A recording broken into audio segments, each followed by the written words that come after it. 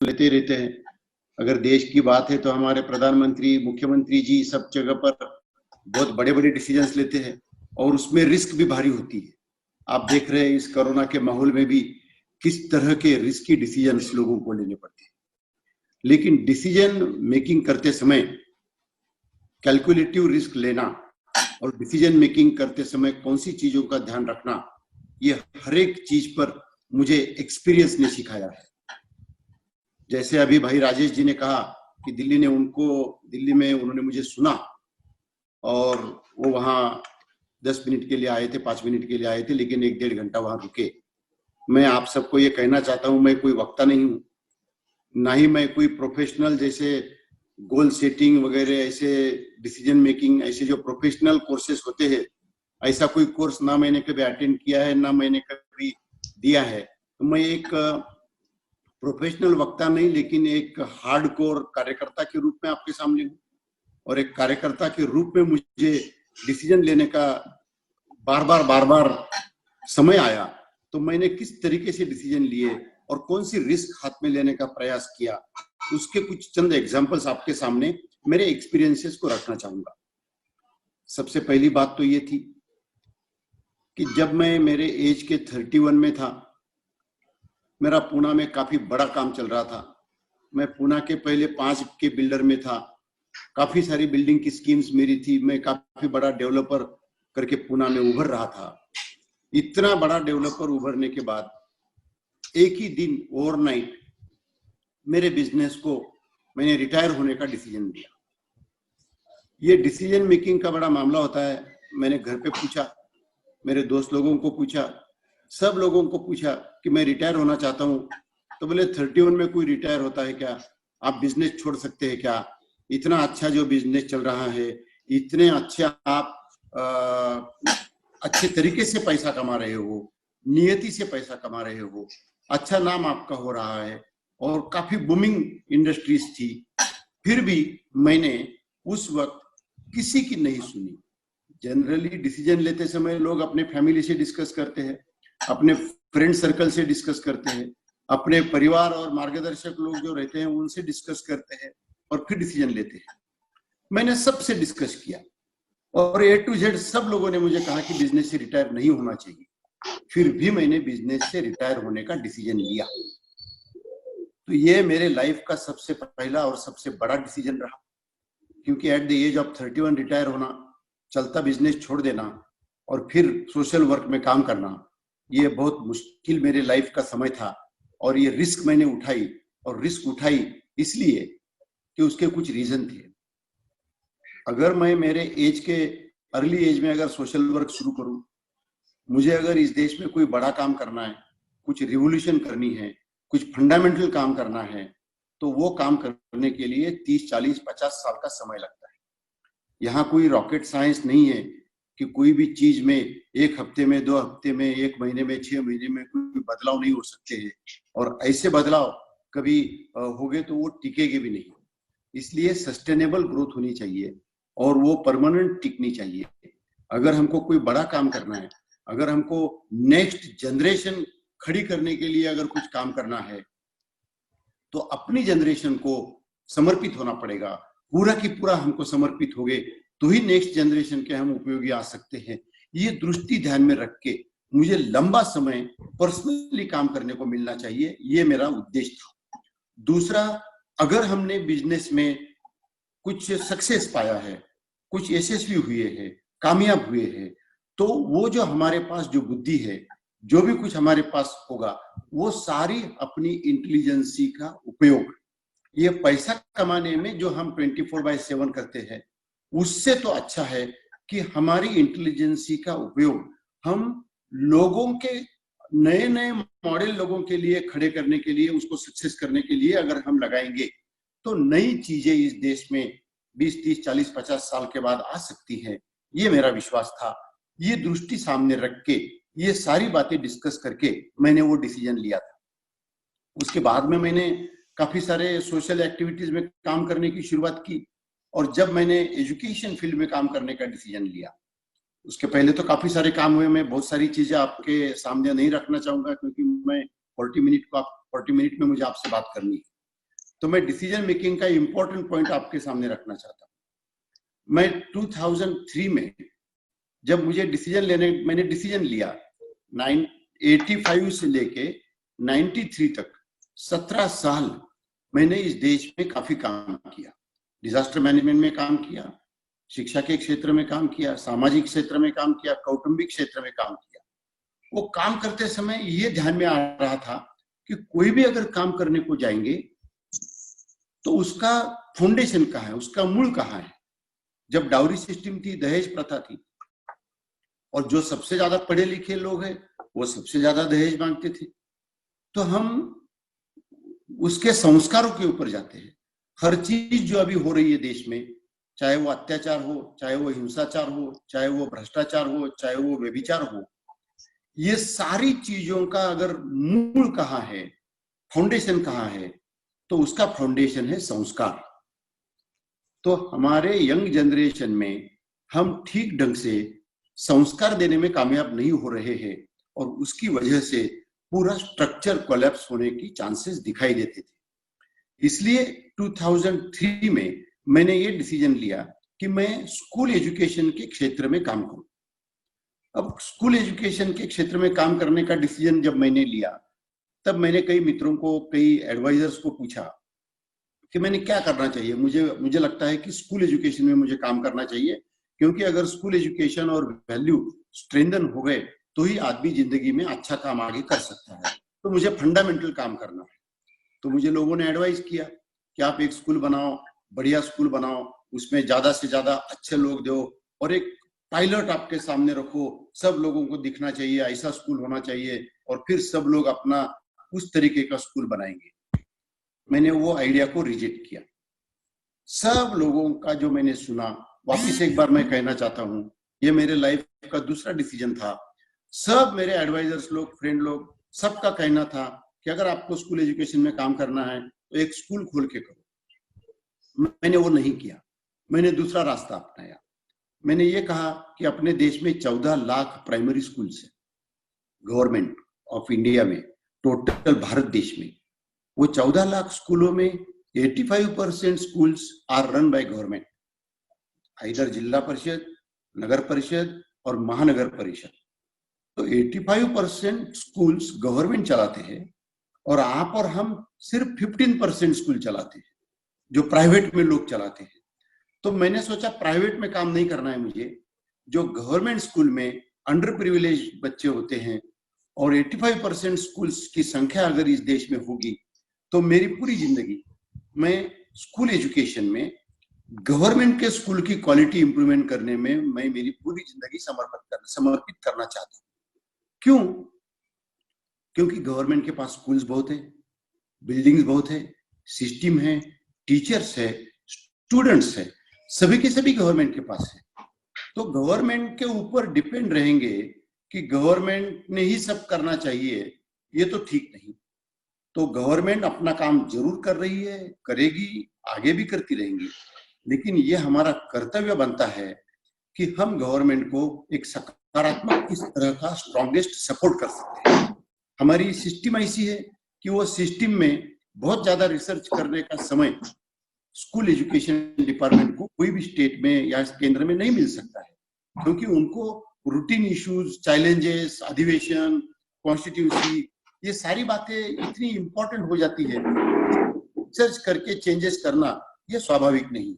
तो इसका मतलब ये हुआ कि हमारे समाज में से कुछ लोगों ने इस तरह का काम करना चाहिए जो गवर्नमेंट में सीधा इंटीग्रेट हो सके।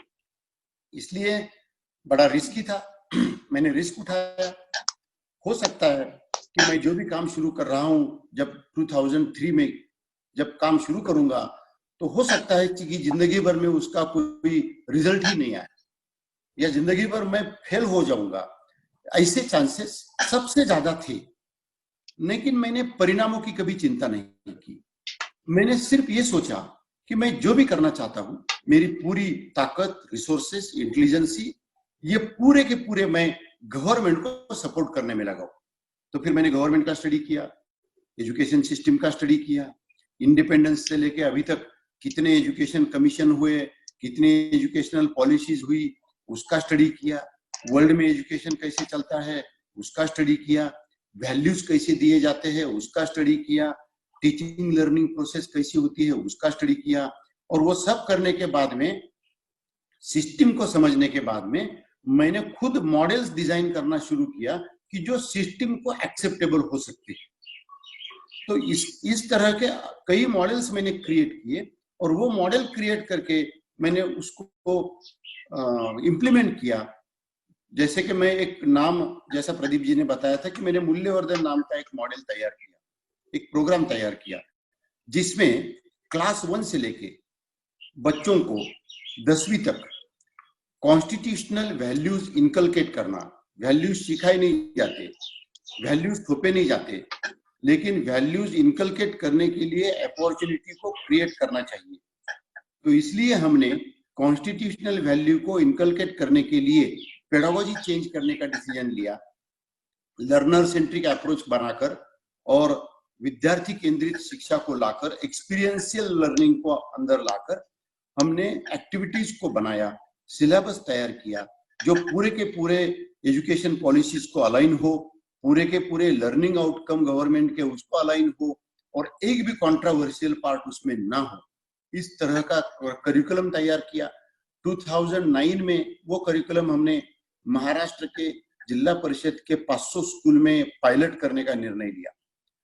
2009 से लेके 15 तक 6 साल हमने पायलट करते रहे, क्योंकि अगर हमको बड़ा काम देश में करना है तो अंदर घुस के काफी सारी बातें समझ के लेनी चाहिए। 6 साल का पायलट बहुत बड़ी चीज होती है। 6 साल, 500 स्कूल्स, 35,000 स्कूल्स, 35,000 स्टूडेंट्स, इस तरह का पायलट हुआ, जिसका इम्पैक्ट असेसमेंट हमने एनसीईआरटी से करवाया, जिसका इम्पैक्ट असेसमेंट हमने कैम्ब्रिज यूनिवर्सिटी करवाया, जिसका इम्पैक्ट असेसमेंट हमने अमेरिका के ओरेगन यूनिवर्सिटी से करवाया, कंपैरेटिव स्टडी किया, क्वाज़ी एक्सपेरिमेंटल स्टडी किया, जो भी हमारे में कमियां थी उसको दुरुस्त करने का काम किया, और पूरा सिस्टम को अलाइन होकर हमने करिकुलम तैयार कर 2015 एंड में हमने महाराष्ट्र गवर्नमेंट को करिकुलम सुपुर्द किया। और मैंने आदरणीय तत्कालीन मुख्यमंत्री देवेंद्र फडणवीस जी को रिक्वेस्ट की कि आप एससीईआरटी के माध्यम से इसको रीवेरीफाई करो, रिव्यू करो, जो भी चेंजेस करने पड़ेंगे मैं चेंजेस करूंगा, लेकिन यह मूल्यवर्धन प्रोग्राम गवर्नमेंट की स्कूल्स में शुरू होना चाहिए। उन्होंने एक्सपर्ट कमेटी अपॉइंट की, जो भी चेंजेस करने थे वो चेंजेस हम लोगों ने किए। महाराष्ट्र शासन ने उस प्रोग्राम को राज्य सरकार का प्रोग्राम करके एक्सेप्ट किया, और 4 साल लगातार वो प्रोग्राम हमने महाराष्ट्र में चलाया। अभी ये कोरोना होने के 2 महीने पहले मैं महाराष्ट्र के पूरे डिस्ट्रिक्ट्स में मैं दौरे कर रहा था। मुझे आपको ये कहने में खुशी होती है कि पूरे महाराष्ट्र में 67,000 गवर्नमेंट की स्कूल्स है, 5 लाख टीचर्स है, और ये मूल्यवर्धन प्रोग्राम महाराष्ट्र के सभी स्कूल्स में चालू है। सभी टीचर्स को हमने ट्रेनिंग दिया है, और सभी टीचर ने इसको खुद की ओनरशिप लेकर अपने कंधों पर लिया है। एक भी टीचर ने आज तक मुझे पिछले 2009 से लेके अभी 11 साल हुए, 11 साल में एक भी टीचर, एक भी विद्यार्थी, एक भी जाति धर्म का आदमी, एक भी टीचर की संगठन या एक भी राजकीय पक्ष का आदमी, एक भी व्यक्ति का विरोध इस प्रोग्राम में नहीं हुआ। मुझे नहीं लगता है कि इस तरह का नॉन कंट्रोवर्शियल 44 लाख स्टूडेंट्स तक जो प्रोग्राम पहुंच चुका है। हर हफ्ते 3 पीरियड कंपलसरी महाराष्ट्र में किए जाते हैं। महाराष्ट्र के बाद में गोवा के तत्कालीन मुख्यमंत्री मनोहर पर्रिकर जी ने इस प्रोग्राम को समझा, और उन्होंने गोवा की सभी स्कूल्स में ये प्रोग्राम लागू किया। गोवा में ये प्रोग्राम अच्छा चला। गोवा में विद्या भारती की स्कूल्स है, विद्या भारती के स्कूल्स में भी ये प्रोग्राम बहुत ही अच्छे तरीके से शुरू है। गोवा में क्रिश्चियन कम्युनिटी की आर्च बिशप स्कूल का बड़ा नेटवर्क है प्राइवेट स्कूल्स का, और ये बड़ा नेटवर्क है। तो पहले पहले उनको लगा कि ये प्रोग्राम क्या होगा क्या नहीं, ये पता नहीं है। जब उनको पता चला कि ये प्रोग्राम क्या है, तो उन्होंने खुद होकर हमसे संपर्क किया, और गोवा के सभी क्रिश्चियन कम्युनिटी के स्कूल्स में मूल्यवर्धन इंग्लिश मीडियम स्कूल्स में शुरू है। जैसे ही ये पता गुजरात के मुख्यमंत्री जी को लगा, तो गुजरात के मुख्यमंत्री जी के साथ में मेरी एक बैठक हुई। उस बैठक में उन्होंने मूल्यवर्धन को पूरा समझ लिया, और उन्होंने पूरे स्टेट के एजुकेशन के सभी लोगों को प्रेजेंटेशन देने के लिए कहा। प्रेजेंटेशन हमने दिया, उनके साथ एमओयू गुजरात गवर्नमेंट के साथ एक एमओयू किया गया।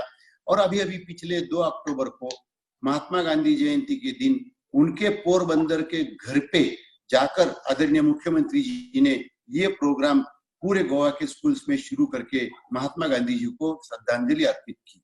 इस तरीके से इस प्रोग्राम को हम पूरे देश में स्केल कर रहे हैं। जो प्रोग्राम शुरू करने के पहले मुझे बहुत सारी कठिनाइयां आ रही थी, कठिनाइयों का सामना मुझे करना पड़ रहा था। ये काम आसान नहीं है कि गवर्नमेंट के सिस्टम में जाकर और सिलेबस चेंज करके और गवर्नमेंट के लोगों को साथ में लेकर के इस तरह का कम से कम हम हर साल 50-50 हजार क्लासरूम के ऑब्जर्वेशन करते हैं। टाटा ट्रस्ट इसको स्पॉन्सर करती है। टाटा ट्रस्ट ने थर्ड पार्टी इवैल्यूएशन किए हैं और हर जगह पर बच्चों और टीचर्स दोनों भी काफी खुश दिखाई देते हैं। तो इस तरह के डिसीजन मेकिंग में डिसीजन लेने का और रिस्क लेने का काम मुझे करने का मौका मिला। अभी फिलहाल कोरोना का दौर सब तरफ शुरू है। कोरोना भी मैंने इसी तरह का एक डिसीजन लिया। जब कोरोना में राहत का काम शुरू करने की बात शुरू हुई थी और जब कोरोना में काम करने के लिए मैंने डिजास्टर मैनेजमेंट का एक्सपीरियंस रहने की वजह से, और जैसे प्रदीप भाई ने कहा कि 93 के लातूर अर्थक्वेक से 1200 बच्चों को पुणे लाने का मौका मुझे मिला। गुजरात के भूकंप में वहां 368 स्कूल 3 महीने में कंस्ट्रक्शन करके तत्कालीन प्रधानमंत्री अटल बिहारी वाजपेयी ने बचाव में आकर उन 368 स्कूल को आदरणीय तत्कालीन मुख्यमंत्री जी को समर्पित किया। जम्मू कश्मीर के भूकंप में हमने काफी काम किया। सुनामी में अंडमान निकोबार के 37 आइलैंड्स में काम करने का मौका मुझे मिला। तो ये सारे डिजास्टर्स में नेपाल में काम करने का मौका मुझे मिला। ये महाराष्ट्र में जितना भी अभी सूखा है, पिछले 5-7 साल से एक पूरा डिस्ट्रिक्ट ड्राउट फ्री कैसे कर सकते, इसका मॉडल हमने तैयार किया और वो हम इम्प्लीमेंट कर रहे हैं। तो हम डिसीजन इस तरह के लेते हैं कि हर मॉडल डिजाइन करते समय वो स्केलेबल होना चाहिए। अपनी कंट्री बहुत बड़ी है, एक काम बहुत अच्छा करना, एक स्कूल बहुत अच्छी चलाना, ये अच्छी बात है, ये कोई भी कर सकेगा, उसमें कोई बहुत बड़ी बात नहीं है। लेकिन वो स्कूल को लाखों स्कूल चलाने के लिए तैयार करना, वो स्केलेबल मॉडल का डिजाइन करना, ये डिसीजन मेकिंग का सबसे बड़ा पार्ट है।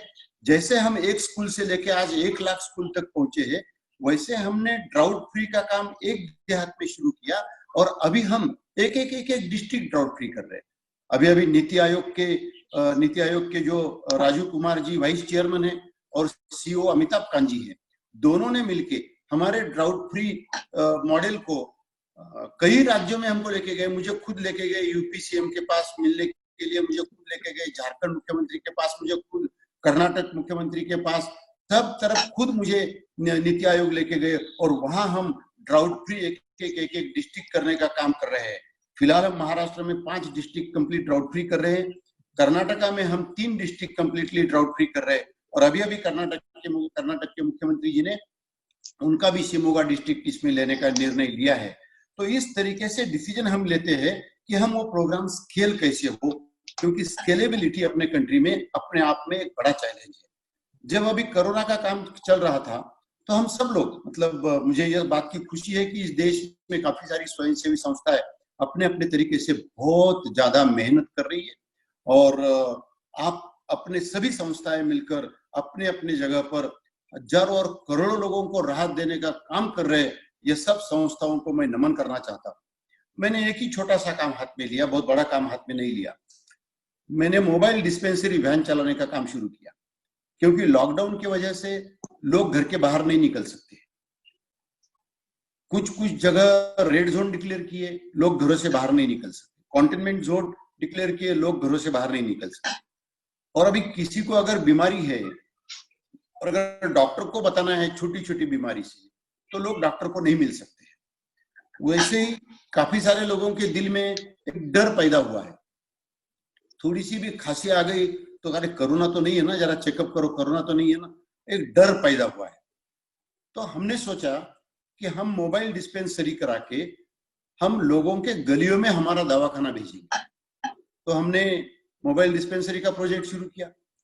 उसमें बड़ी बड़ी स्कूल बसेस या बड़ी एम्बुलेंसेस लेके उसको फ्यूमिगेट करके उसके अंदर दवाइयां रख के लोगों को सर्दी जुकाम फीवर खांसी उसकी दवाइयां हमने लोगों को देना शुरू किया। ये काम हमने 1 अप्रैल को पूना में शुरू किया। और जब पूना में पहले कुछ मोबाइल वैन शुरू किए, धीरे धीरे धीरे पूना से लेकर हमने महाराष्ट्र के करीबन 15 डिस्ट्रिक्ट में इसको शुरू किया। 101 वैन हमारी मोबाइल डिस्पेंसरी शुरू हो गई। कल हमने यस्टरडे बंबई में शुरू किया। जहां जहां भी हॉटस्पॉट्स है वहां हम जाते हैं। पूना में हमारे पूना के महानगर पालिका के आयुक्त ने हमने जितनी भी सस्पेक्टेड केसेस गवर्नमेंट को दी है उसमें से 100 से ज्यादा केसेस कोविड पॉजिटिव डिक्लेयर की गई। हम लोग घरों में जाकर गलियों में जाकर लोगों को चेक करते हैं, सोशल डिस्टेंसिंग को संभलते हुए देखते हुए, और 99% लोगों को दवाई देते हैं, दिलासा देते हैं कि भाई तुमको कुछ कोरोना नहीं है, डरो मत, ज्यादा टेंशन मत लो, ये दवाई ले और चले जाओ। 1% लोगों को जो सस्पेक्टेड होते हैं, ऐसे 1% लोगों को हम गवर्नमेंट हॉस्पिटल में रेफर करते हैं और उसमें से काफी सारे लोग ये कोविड पॉजिटिव डिक्लेयर होते हैं। हमारे यहाँ कल महाराष्ट्र में मालेगांव में काफी बड़ा कोरोना का फैलाव हुआ, बहुत ज्यादा।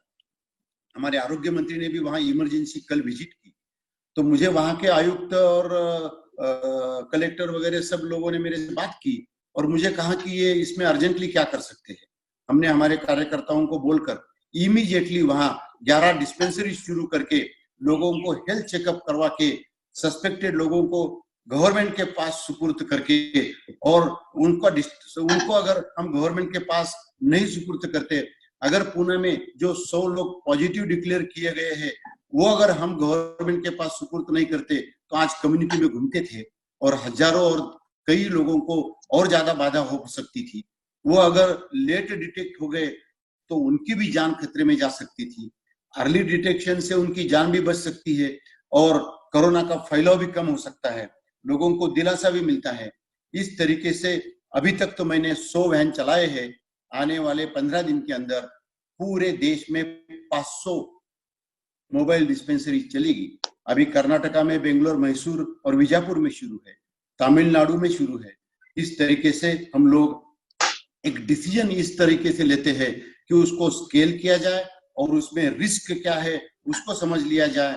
हम पूरे डॉक्टर्स को पीपी किट देते हैं, उनके सब संसाधन देते हैं, दवाइयां देते हैं, सब गाड़ियों को फ्यूमिगेट करते हैं और इस तरीके से एक बड़ी फैक्ट्री के जैसा ये काम चलता है। तो ये सब काम इंडिया में करने का मौका हम लोगों को मिला। ये सब काम करते समय जो डिसीजन लेने पड़ते हैं वो डिसीजन ये सबसे बड़ी बात होती है, और ये डिसीजन लेते समय कुछ रिस्क लेनी पड़ती। ये सब बड़े बड़े डिसीजन हो गए, लेकिन छोटे छोटे डिसीजन भी हमारे लिए बहुत इंपॉर्टेंट होते हैं। हमारे बच्चे जब भी हम स्कूल में एडमिशन लेते हैं हमारे बच्चों के लिए, तो कौन से स्कूल में एडमिशन लेना हमारा एक डिसीजन छोटा सा होता है, लेकिन जिस बच्चे के लिए एडमिशन लेनी है उस बच्चे के लिए वो डिसीजन कंप्लीट लाइफ चेंज करने वाला डिसीजन होता है। तो हम डिसीजन लेते समय काफी जगह पर जब लोगों की शादियां करने का समय आता है हम शादियों के डिसीजन लेते हैं। किस तरीके से डिसीजन लेते हैं, अगर डिसीजन लेने में थोड़ी भी गलती हो गई तो पूरी 2 लोगों की जिंदगी और 2 परिवारों की जिंदगी दांव पर लग जाती है। पिछले 10 सालों में इस देश में तलाक का रेशो काफी बढ़ रहा है, और जितना भी तलाक का रेशो बढ़ रहा है मैक्सिमम रेशो क्वालिफाइड और एजुकेटेड लोगों के तलाक ज्यादा होने लगे हैं। अब हम क्वालिफाइड किसको बोलेंगे और किसको सुशिक्षित बोलेंगे कि जो शादी होने के बाद 4 महीने 6 महीने भी अपनी बीवी के साथ जिंदगी नहीं निभा सकते हैं, तो उनको हम किस तरह से सुशिक्षित बोलेंगे, इसका मेरे सामने सवाल आता है।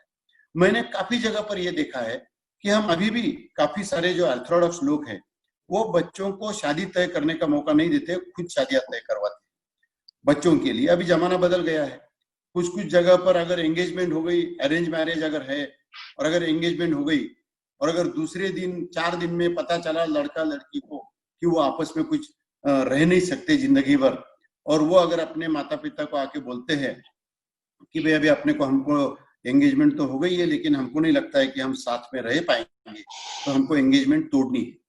तो दोनों तरफ के माता पिता डिसीजन क्या लेते हैं, अरे ऐसा क्या होगा, फिर लोग क्या बोलेंगे, फिर समाज क्या बोलेगा, फिर लोग क्या बोलेंगे, ये सोच के अगर आप डिसीजन लेंगे तो आपका डिसीजन कभी भी सही नहीं होगा।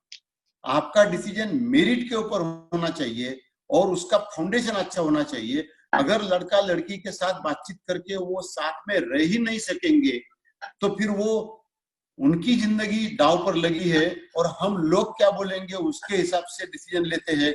और फिर शादी होने के बाद 6 महीने में अगर डाइवोर्स होता है तो लोग क्या बोलेंगे उसकी चिंता नहीं करते।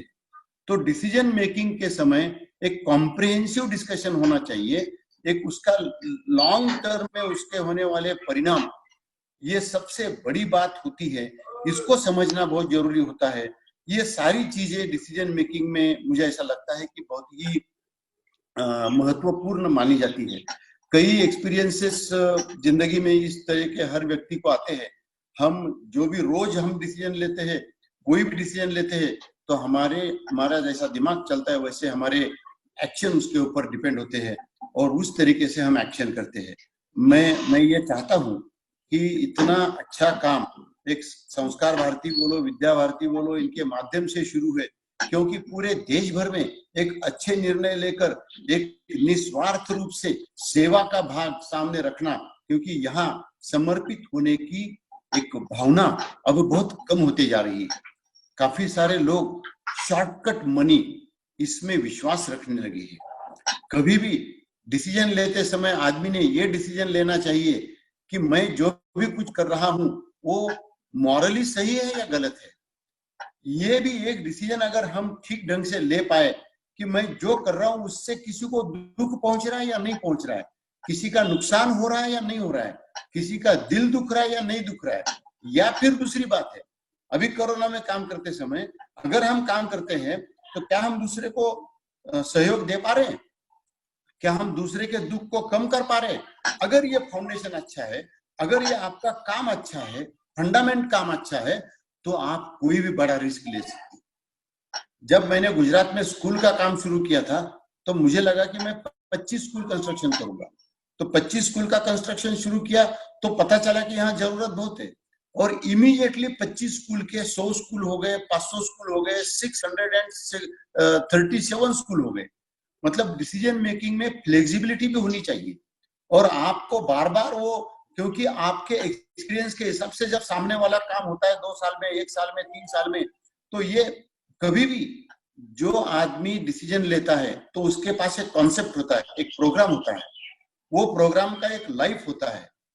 वो लाइफ जो होता है वो life cycle right from conceptualisation till completion, एक अच्छी थियरी होना, अच्छी फिलोसॉफी होना, ये बहुत इंपॉर्टेंट चीज है। लेकिन वो अच्छी फिलोसॉफी को जमीन पर धरातल पर उतारना, उसको सक्सेस करना, ये बड़ा चैलेंज है। हमारे एजुकेशन के पॉलिसी की बात करेंगे तो सिंस इंडिपेंडेंस अभी तक सभी के सभी एजुकेशन पॉलिसीज जितनी भी होंगी उसमें कोई ज्यादा इश्यू नहीं है, थोड़े बहुत तो होते रहते हैं कभी भी समय के अनुसार, लेकिन वो पॉलिसी अगर एज इट इज हम इम्प्लीमेंट कर पाए तो किधर से किधर हम जा सकते हैं। लेकिन हमारे यहाँ जो थॉट प्रोसेस है वो और जो जमीन पर काम हो रहा है उसमें बहुत बड़ा डिफरेंस होता है। अगर वो डिफरेंस कमी करने के लिए डिसीजन लिए गए तो निश्चित रूप से मुझे ऐसा लगता है कि हम काफी अच्छा काम कर पाएंगे। और मैं जब डिसीजन लेता हूं, जब मैंने लातूर से 1200 बच्चे पूना में लाने का डिसीजन लिया, एट दैट टाइम महाराष्ट्र के मुख्यमंत्री शरद पवार जी थे। जब मैं रात दिन 10,000 लोगों का खाना वहां खिलाता था, मेरे सामने 8, 10, 12, 15 साल के लड़के दिन भर खाने के लिए सामने हाथ फैलाते थे और जब इधर उधर देखते थे सारी लाशें हैं, एम्बुलेंसेस है, सारे लोग यहाँ से वहां जा रहे हैं, सब मिलिट्री आर्मी सब आ रही है, क्या उनके दिलों पर बीतती होंगी वो सब सीन देख के। मैंने मुख्यमंत्री जी से कहा कि ये सब कैसे होगा, एक जनरेशन तो हमने भूकंप में समर्पित कर दी है, अब दूसरी जनरेशन साइकोलॉजी से चली जाएगी। तो उन्होंने बोला क्या करना चाहिए, तो मैंने कहा ये सब बच्चों को मैं पुणे लेके जाता हूं। मेरे पास 93 में कोई हॉस्टल नहीं था, कोई कॉलेज नहीं था, कोई मेरी संस्था भी रजिस्टर नहीं हुई थी 93 में। बिना स्कूल, बिना कॉलेज, बिना परमिशन के शरद पवार जी से परमिशन मैंने लिया और 1200 बच्चों को ओवरनाइट पुणे शिफ्ट किया। मेरे पास क्या था? तो मेरे पास सिर्फ एक कॉन्फिडेंस था। मैंने सोचा मेरी पूरी प्रॉपर्टी में बेच दूंगा, लेकिन ये बच्चों को ग्रेजुएशन होने तक मैं रखूंगा। सो डिसीजन मेकिंग में ये रिस्क मैंने उठाया। शरद पवार जी ने मुझे परमिशन दिया और फिर मैंने वहां कंस्ट्रक्शन किया। फिर बाद में पहले मैंने भाड़े के स्कूल में उनको रखा, मेरी बिल्डिंग्स में रखा और बिल्डिंग के दुकान में स्कूल शुरू किया। पहले पहले दिक्कतें बहुत आई, चैलेंजेस बहुत आए, लेकिन अगर आपका उद्दिष्ट साफ हो, आपकी नीयत साफ हो, आपका काम अच्छा हो, तो कोई भी बड़े से बड़ा चैलेंज आएगा तो भगवान आपको सहयोग करेगा। ये मेरा विश्वास है, क्योंकि हम अच्छी काम कर रहे हैं। अच्छे काम में रिस्क लेना, उसमें मुझे कोई आपत्ति नहीं आती है। और बुरे काम में थोड़ा भी रिस्क कोई नहीं, बुरे काम के पीछे भी नहीं देखना चाहिए। अगर हमको तरक्की करनी है तो अच्छे काम में बड़े बड़े डिसीजन लेने चाहिए। वो डिसीजन अगर आपको करने के लिए फिर सब लोग सहयोग करते हैं। नहीं तो लोग मुझे कहते थे आप 1000 बच्चे लेके जाएंगे, 150 बच्चे रोज भाग के जाएंगे, कुछ एक आध दूसरे बच्चों का कम ज्यादा हुआ तो आपके ऊपर लोग सब टीका करेंगे। अच्छा काम किया तो कोई नहीं बोलता है, थोड़ा सा भी बुरा हो गया तो अखबारों में फ्रंट पेज पे सब छाप के आता है। मैंने बोला कोई फर्क नहीं पड़ता, मेरा इंटेंशन साफ है। महाराष्ट्र में जब किसान आत्महत्या कर रहे हैं तो मैंने डिसीजन लिया 5 साल पहले कि आत्महत्या किए हुए किसानों के बच्चों को मैं संभालूंगा, उनका एजुकेशन मैं पुणे में लाके करूंगा। तो डिसीजन लिया, तब बहुत डेंजर डिसीजन था, क्योंकि जो किसान आत्महत्या करते हैं उनके बच्चों में आत्महत्या करने की ही प्रवृत्ति होती है। ऐसे 33% परिवार होते हैं। मतलब जो बच्चों के अंदर आत्महत्या करने की प्रवृत्ति, साइकोलॉजी आती है, ऐसे बच्चों को अपने पास रखकर उनको तैयार करना, यह सबसे बड़ी चुनौती थी, चैलेंज था मेरे सामने। वो चैलेंज हमने हमारे हाथ में लिया और उसको सक्सेसफुल करके बताया। मुझे लगता है कि मेरा समय काफी हुआ है, आपको क्वेश्चन आंसर में भी समय लगेगा। मैं आदरणीय राजेश जी और आदरणीय भाई हमारे संचिति जी, इनको मैं धन्यवाद देता हूं कि आपने मुझे ऐसे इतने बड़े प्लेटफॉर्म पर ऐसे सेवाभावी लोगों के साथ मुझे आपने लाने का और मेरी मन की बात लोगों के सामने रखने का मौका आपने मुझे दिया। मैं आप सबके आभार मानता हूं और आप मुझे कोई भी क्वेश्चन पूछ सकते हैं, इसलिए मैं आपको विनती करता हूं। बहुत बहुत धन्यवाद आदरणीय शांतिलाल जी। और बाबूजी आपने तो कमाल कर दिया। जो पूना का सबसे बड़ा बिल्डर है और वो 32 साल की उम्र में रिटायर हो गए और आज समाज सेवा का एक आयाम खड़ा कर दिया, वर्ल्ड रिकॉर्ड बना दिया आपने। बहुत सारे लोग आपसे सवाल पूछना चाहते हैं। आपकी एनजीओ में 500 से ज्यादा लोग काम करते हैं, तो बहुत सारे सवाल मेरे पास आ चुके हैं, लेकिन मैं सबके सवाल ले नहीं पाऊंगा। 4-5 सवाल पूछता हूँ। पवन कंसल जी को मैं मौका देता हूँ, बोलिए। पवन कंसल जी बोलिए। भाई साहब को प्रणाम, मेरी तरफ से चरण सफर सुवंचना। आपको सुन के भाव विभोर हो गया हूँ और बहुत ही ज्यादा जो है उत्साहित हूँ। मैं चाहूंगा कि आप हमारे जैसे छोटे व्यापारी जो एसएमई हैं और नई जनरेशन जो आ रही है काम पे, उनके लिए कुछ दिशा निर्देश दीजिए, और जो आप इतना बड़ा काम कर पाए हैं उसके पीछे क्या ऐसी खास जो है किक आपको मिली जो कि आप इस दिशा में लग गए। भाई साहब, ये पवन जी कटलरी के किंग हैं। 5000 लोग इनकी कंपनी में काम करते हैं। अरे बाप रे पवन जी, आपको चरण स्पर्श। पवन जी, हम तो आपने 2 क्वेश्चन पूछे हैं कि ये स्मॉल इंडस्ट्रीज को या व्यापारी लोगों को किस तरीके से आप कहेंगे। मैं तो यही करूंगा, यही कहूंगा कि पवन जी, व्यापारी लोग जो होते हैं वो बहुत मेहनत करते हैं, बहुत कड़ी मेहनत करते हैं। उनको कोई छुट्टी नहीं होती है, कोई सैटरडे नहीं होता है, संडे नहीं होता है, त्योहार नहीं होता है। सवेरे 6 बजे से दुकान में लग जाते हैं, रात तक दुकान करते रहते हैं। तो इतनी बड़ी कड़ी मेहनत करने वाली ये कम्युनिटी है, व्यापारी लोग हैं। मैं इनको यही कहूंगा कि आजकल के जमाने में काफी सारे लोग शॉर्टकट बिजनेस में अपना रहे हैं। ये शॉर्टकट से कुछ नहीं होता है। और दूसरी बात, साथ साथ दूसरी ये भी बात कहना चाहूंगा कि अभी आज हम जूम पे बात कर रहे हैं। मुझे नहीं लगता है कि इसके पहले जूम पे या फेसबुक पे हम लोगों ने कभी ऐसे इतने बड़े स्केल पर बात की होगी। इसका मतलब टेक्नोलॉजी अभी आ रही है, टेक्नोलॉजी अपना कमाल भी बता रही है। अब हम सब लोगों ने टेक्नोलॉजी का थोड़ा सा इस्तेमाल करना चाहिए, जैसे आज हम कर रहे हैं, और हमारे युवकों ने भी टेक्नोलॉजी का इस्तेमाल करना चाहिए, तो ही हम आगे बढ़ सकते हैं। हर चीज में स्केल करना बहुत इंपॉर्टेंट है। हम रात दिन की मेहनत करते हैं, लेकिन हमारा काम स्केल कैसे हो, इसके ऊपर सब लोगों ने ध्यान देना चाहिए, ऐसा मुझे लगता है। दूसरा क्वेश्चन आपका ये था कि मुझे ऐसा क्या हुआ कि जिसकी वजह से मैं ये पागलपन का काम कर रहा हूं। तो मैं ये कहना चाहता हूं कि मैं महाराष्ट्र के 500 के विलेज में मेरा जन्म हुआ है। 6 महीने में मेरी मदर एक्सपायर हुई। मेरा पूरा शिक्षण ये जिला परिषद के स्कूल में एक अनाथालय में हुआ। जब हार्डकोर बहुत ज्यादा खराब परिस्थिति का सामना करना पड़ा, और वो जितने चैलेंजेस हम लोगों को गरीबी के, देहात के, हम गन्ना तोड़ने वाले गांव में रहते बीड डिस्ट्रिक्ट में, वहां से हम बैलगाड़ी से जाते थे शुगर फैक्ट्री पर गन्ना तोड़ने के लिए, और वो लोगों के साथ किराना दुकान करने के लिए। तो मैंने काफी हार्डशिप सही है, और इसके लिए मैंने ये डिसीजन लिया कि अगर जिंदगी में कुछ करना है तो अपन ये सारे छोटे देहात के लोग, इनके लिए हम कुछ कर सके, और इसके लिए मैं ये काम कर रहा हूँ। ऐसी कोई पर्टिकुलर घटना मेरे सामने नहीं।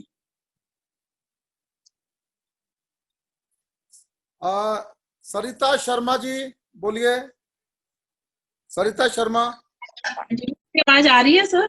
आ रही है, बोलिए बोलिए। मेरा शांतिलाल जी से ये कहना है कि क्योंकि मैं एक औरत हूँ, और एज अ वीमेन हमारे को बहुत सारी जिम्मेदारियां होती हैं, लेकिन बहुत मन करता है बहुत कुछ करने का। मैं बोल ही नहीं पाऊंगी। आप अपना वीडियो तो ऑन कीजिए सरिता जी, वीडियो ऑन कीजिए, इतने भावुक मत होइए। और शांतिलाल जी जैसे लोग हमारे लिए प्रेरणा है। आप बोलिए बोलिए, क्या कहना चाहती हैं? मुझे नहीं लगता कि बोल पाऊंगी। चलिए कोई बात नहीं, ठीक है, ओके। मैं बुलाना चाहता हूं मयंक शर्मा को। मयंक शर्मा बोलिए। मयंक जी हेलो सर, आज आपकी टॉक सुन के बहुत इंस्पिरेशनल लगा। मैं एक तो ये कहना चाहूंगा सर, बहुत अच्छा स्टेप था कि आपने नॉन कंट्रोवर्शियल कॉन्स्टिट्यूशनल वैल्यूज को इनकलकेट करने के लिए काफी काम किया है जी। अब मैं एक चीज और आपके माध्यम से वो करना चाहूंगा कि अगर हो सके तो आप इतने बड़े प्लेटफॉर्म पे आप ये सजेस्ट कीजिए कि हमारे स्कूल्स में लाइफ स्किल्स इनकलकेट जो है, जैसे हम लोग बड़े होते हैं सर, एजुकेशन सिस्टम से निकलते हैं, बहुत जी। सारे काम है जो हमें नहीं हम स्कूल में सीखते हैं, जो हमें रोजमर्रा की जिंदगी में चाहिए। वाह, वेरी गुड। तो जी जी सर। नहीं, ये बहुत अच्छी बात है। लाइफ स्किल हमारे अपने यहाँ एजुकेशन सिस्टम में जो भी स्कूल में पढ़ाया जाता है और वो हम जो करियर में काम करते हैं उसमें बहुत बड़ा डिस्टेंस है। ये बात बिल्कुल सही है। मैं ये कहना चाहता हूँ कि आप हमारा शांतिलाल मुक्ता फाउंडेशन का अगर आप वेबसाइट देखेंगे तो हम क्लास 1 से लेके ये लाइफ स्किल ही सिखाते हैं विथ वैल्यूज। मतलब ये लाइफ स्किल हमारा जो लड़का या लड़की हमने बनाया हुआ करिकुलम पहली से लेके 10वीं तक सीखेंगे, वो जिंदगी भर उनके साथ रहेगा। चाहे वो कोई भी फील्ड में जाए, चाहे वो 10वीं के आगे पढ़े या न पढ़े या कोई भी फील्ड में जाए, जिंदगी भर ये सीख काम में आएगी। हर व्यक्ति का ब्रेन ये फॉर्मेटिव एज में डेवलप होता है। इसके लिए फॉर्मेटिव एज में बच्चों को डेवलप करना, तैयार करना, ये हमारे सामने चैलेंज है। और आपकी बात सही है, हम फॉर्मेटिव एज से ही इसको शुरुआत करते हैं और लाइफ स्किल के साथ ही जोड़ के इसको लाइफ भर उपयोग में आएगा। इसी तरीके से हम लोग एक्टिविटीज स्कूल्स में एक्सपीरियंशियल लर्निंग के माध्यम से लेते हैं। वंदना कुमारी गुप्ता। वंदना कुमारी गुप्ता जी सर। बोलिए। सर मैं कहना चाहती हूँ कि जैसे अभी हमें कोई भी डिसीजन लेना है, डिसीजन लेने के पहले जो हमारे मन में द्वंद होता है कि हम ये करें या ना करें, उसको अवॉइड करके फिर हम गुड डिसीजन कैसे लें? ऐसा है ऐसा है, इसमें समय समय की बात होती है। अगर अगर इसमें समय समय की बात होती है।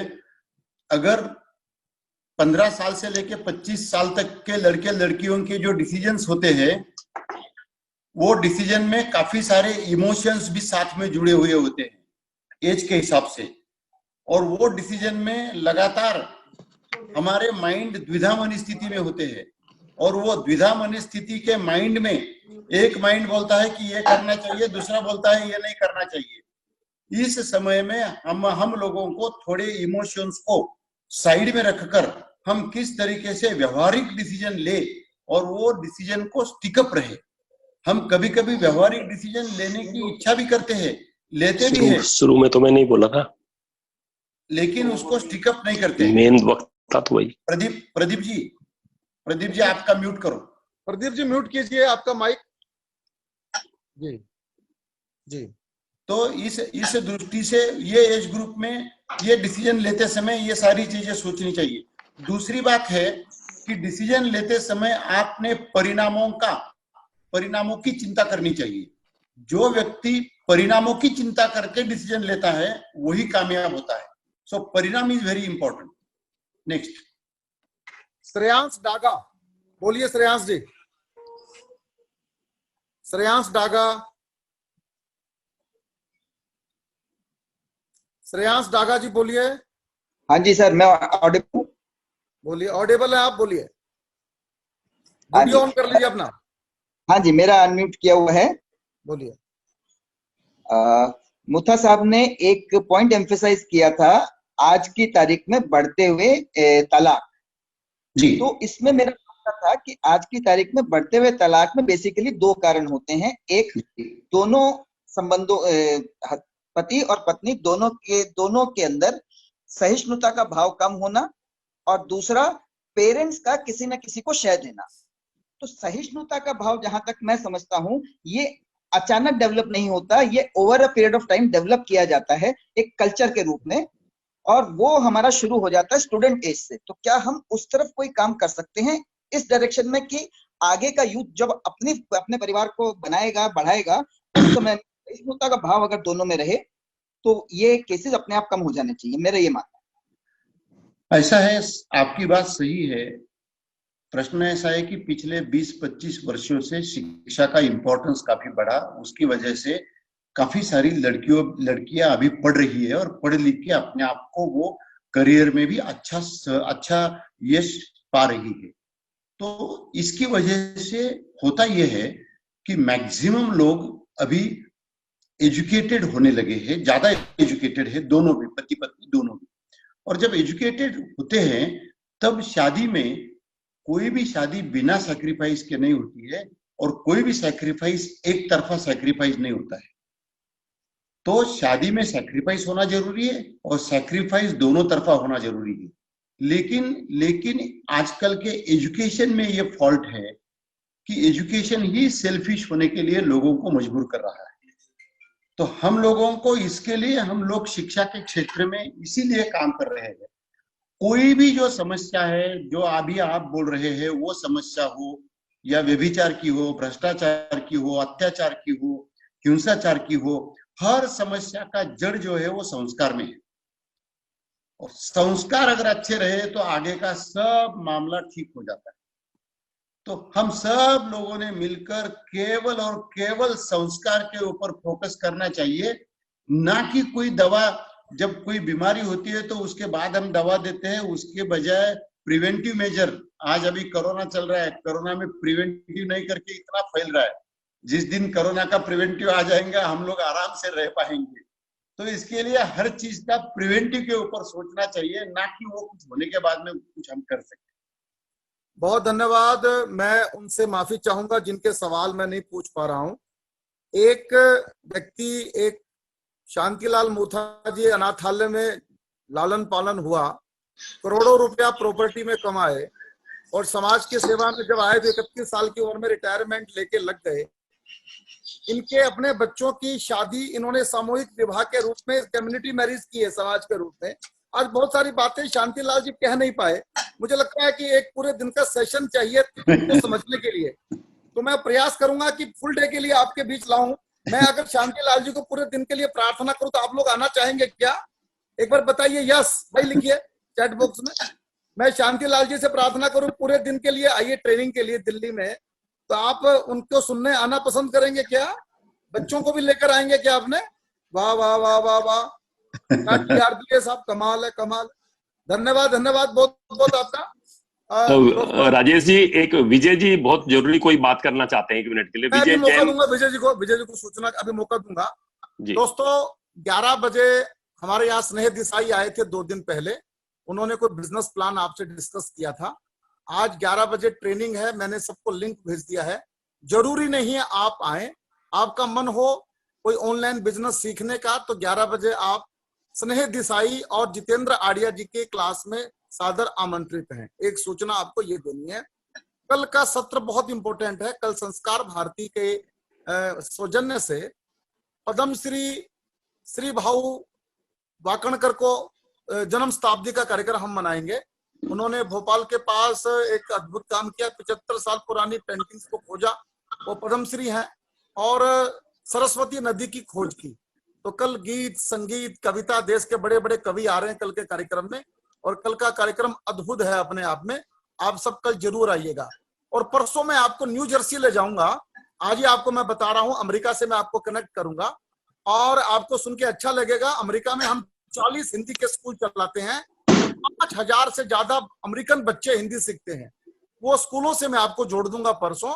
देवेंद्र सिंह जी वहां से कनेक्ट करेंगे आपको और आपको बताएंगे कैसे वो हिंदी सिखा रहे हैं। हिंदी की कितनी बड़ी सेवा अमेरिका से हो रही है, ये हम परसों उनसे सीखेंगे। और कल संस्कार भारती का कार्यक्रम रहेगा। विजय जी कुछ कहना चाहते हैं? विजय जी को अनम्यूट करो भाई। सचिन, विजय जी को अनम्यूट करो। सचिन जी, विजय जी का नाम किस नाम से आ रहा है? विजय जैन होगा। विजय जैन के नाम से है।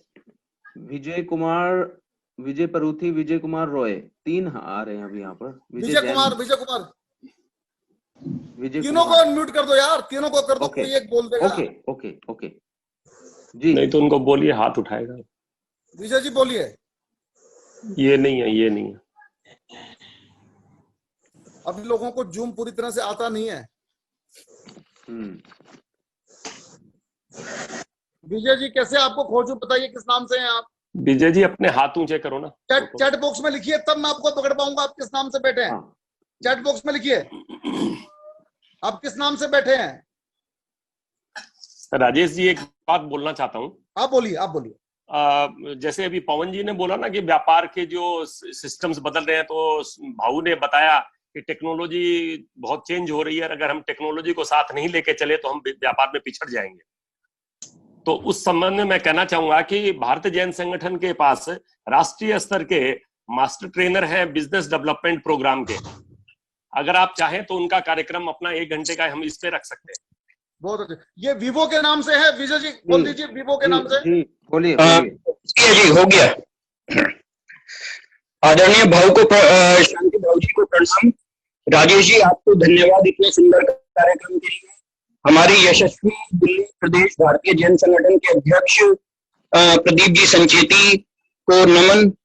एक सूचना आपको मैं देना चाहूंगा कि इस आपदा के समय में आदरणीय शांति लाल जी मुथा ने भारतीय जैन संगठन के माध्यम से पूरे देश में रक्तदान का, ब्लड डोनेशन का शिविर का कार्यक्रम प्रारंभ किया है।